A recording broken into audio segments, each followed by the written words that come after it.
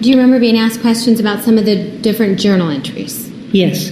And you were talked to about the question about the journal entry from September 13th, 2007, which is when they go to have a soup pie. Yes. Okay.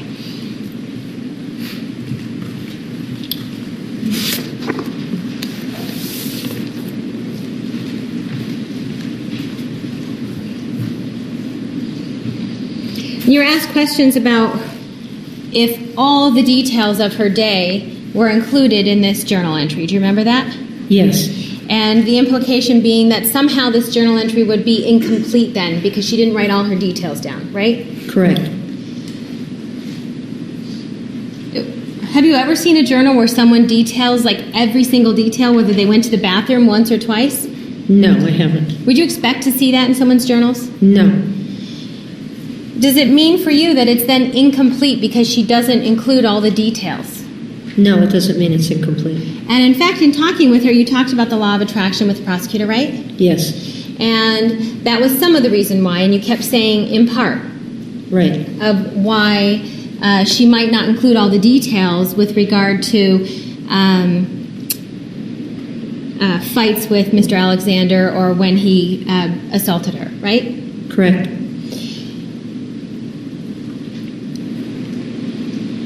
You kept saying in part that it was in part the law of attraction. Is there another reason why she would not include all the details about Mr. Alexander, negative, bad things about him?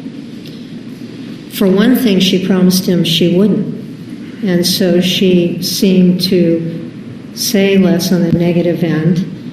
And the other thing is, depending on who's writing on a journal, they choose to remember what they remember. And so people write in their journals. It's a private place to write. They write in their journals about what they want to remember and what they want to write. So I don't know. People write a variety of things in journals. There's no kind of formula for how to write in a journal. And if somebody was actually trying to write something down because they were making it up, and let's say, for example, that somebody wants to make up that their boyfriend is hitting them, wouldn't they then want to write it in their journal to show proof that it happened? Wouldn't that be helpful to them? Objection, lack of foundation. Approach. All right. So there were when you were being asked questions about the journal entries and calling them incomplete because they didn't have every detail of the day, right? Yes. And that was the prosecutor calling them incomplete, right? Correct. If Miss Arias was trying to make it up, if she was making up the fact that Mr. Alexander broke her finger, or if she was making up the fact that he backhanded her across the face, or if she was making up the fact that he kicked her or choked her, wouldn't it be helpful for her to actually write those things down so that she can try and prove it later on if she was making it up? Wouldn't that have been beneficial? It might have been beneficial it would have been beneficial to have evidence. It's beneficial to have evidence, and most people don't. And when you talk about most people, are you talking about situations of battered women? Yes. With battered women, why isn't there evidence?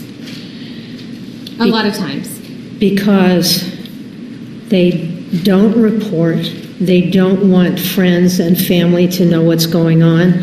Even if they have supportive friends and family, their supportive friends and family may want them to do something they're not ready to do. They may want them to leave or make a police report. I hear that a lot. Well, you should call the police or you should leave, and people aren't ready to leave. And if they make a police report, they're thrown into a system that can make them feel very powerless. I'm not sure how it works out here, but if you have children and the police are called, the Department of Children and Family Services comes out. People are afraid that they will lose their children. People are afraid that they will have enormous fines to pay. People are afraid they'll ruin their partner's career, or that something they say will become public.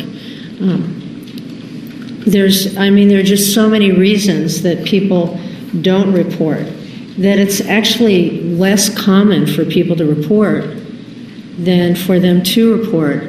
And oftentimes when a report is made, it's maybe because a neighbor heard something and made a call, and the police come out on that call. Does that cause problems for battered women in general then, that there is this commonality with battered women of lack of reporting? Yes, it's one of the toughest things with domestic violence cases is that pulling together evidence that there's domestic violence, you have to oftentimes look at the person's word, but that's not enough evidence. The person's word in and of itself isn't enough evidence. And you have to have... Can I ask you something with that? Sure. When you say the person's word, are you talking about like if a woman were to call the police and say something happened to her? Yes. Okay, go ahead.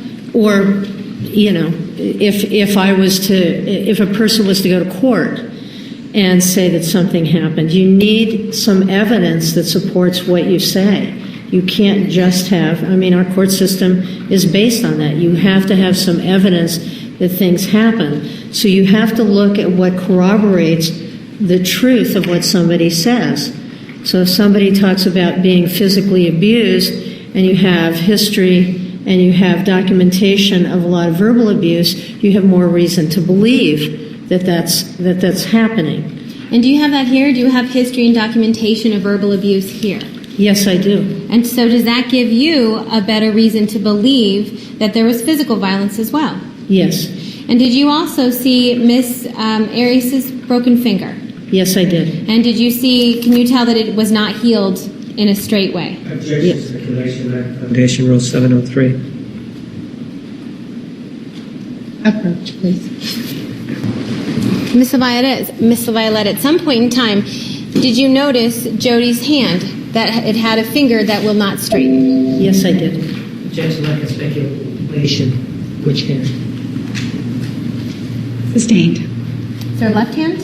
Judge, leading question. You gave her the answer. Oh, sorry. Sustained. Which hand? I'll let you know when you want to ask the next question. Overruled. Which hand? Do you remember which hand it is that you noticed this bent finger on? I think it was her left hand, but I'm not sure. I just remember it was this finger, the fourth finger. Her ring finger? It was finger? bent, yeah. Okay.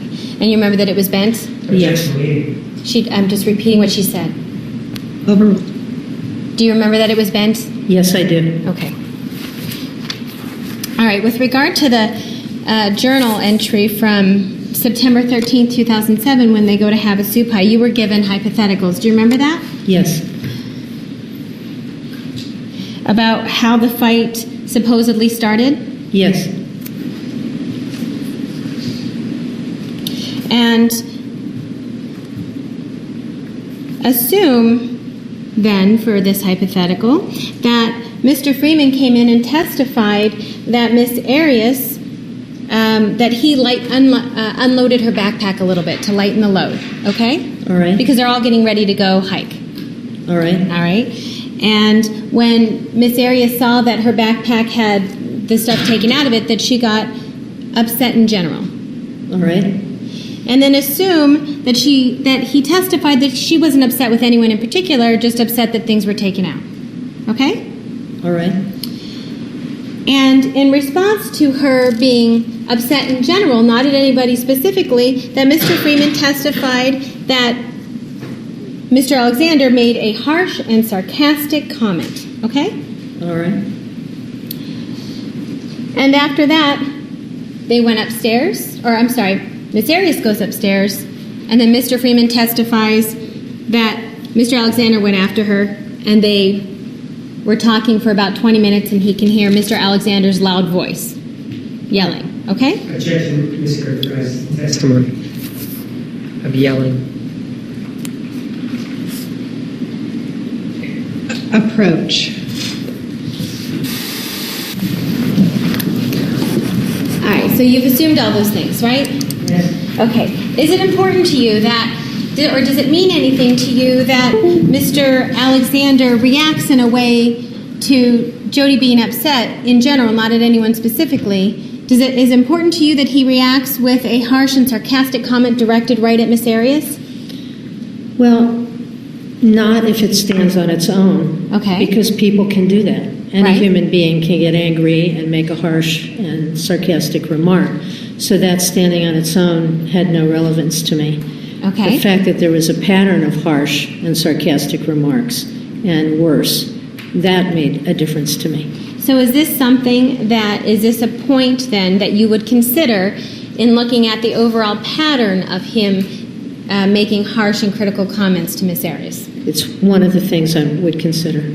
All right. What about the fact that Miss Arias goes upstairs by herself and then Mr. Alexander follows her and continues to have an argument with her, yelling at her? Objection is characterizes the evidence. Jury is directed to recall the testimony previously provided during the trial. You may continue. Thank you. The fact that Miss Arias goes up by herself and that Mr. Alexander seems to follow her and continue with an argument. Taken alone, I'm guessing you're going to say that doesn't mean necessarily anything. If we look at this in a greater pattern, does it mean something to you? It means something because it's the continuation, his apparent inability to stop, his apparent inability to stop it when he gets really angry, that he just keeps going with it. And if he happens to be in the same room, that he might follow. We call it playing chase. You call it, I'm sorry, what? Playing chase, when one person doesn't allow the other person to get away and have some time on their own. And that's not something that lots of people don't do. I mean, that's not an uncommon behavior. You just have to look at the entire context. Okay. All right. And so looking at this in the entire context, this is September of 2007, and then would you consider these actions in conjunction with all the other actions you see up until June of 2008? Yes.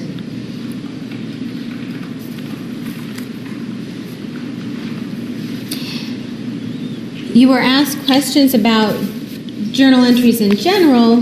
I think specifically the August 26, 2007 journal entry, where it doesn't mention necessarily negative things about Mr. Alexander, right? Yes. And is that the journal entry that there's a half a page torn out? Yes. And then did you see Miss Arias's actual journal where you saw pages torn out? Yes, I did. And have you seen journal entries where Miss Arias talks about promising that she will not write negative things about Travis, that she promised Travis that she wouldn't write negative things about him in her journals? Yes, I have. So the fact that she makes this promise and the fact that there's torn out pages, well, why did she tear out those pages? Did someone tell her to do it? Objection, speculation. Sustained. Do you know who told her to take those pages out? Mr. Alex. Speculation, lack of foundation. Overruled. You may answer yes or no. Yes. Who is that? Mr. Alexander. And is that part of a controlling behavior on his part, telling her to rip pages out that were negative about him? Yes. And do those torn out pages, do they come before she talks about making a promise to him about not writing negative things? Do they come before? They're all contained in the same journal, right? Where she's talking about making a promise to him about not writing negative things. Yes. Okay. So when we're looking at the big picture of her journal entries, you were asked questions about whether or not there was anything in these journal entries that ever detail when he kicked her, right? And broke her finger? Yes. And is there anything in the journal entry about that? No. And does she ever specifically give details about when he strangled her? No. Does she ever give any details in her journal about when he backhounded her? No.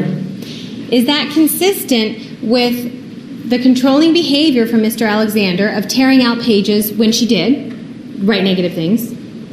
Yes. And is it consistent with what she writes about her promise to Mr. Alexander to not write bad things about him? Yes.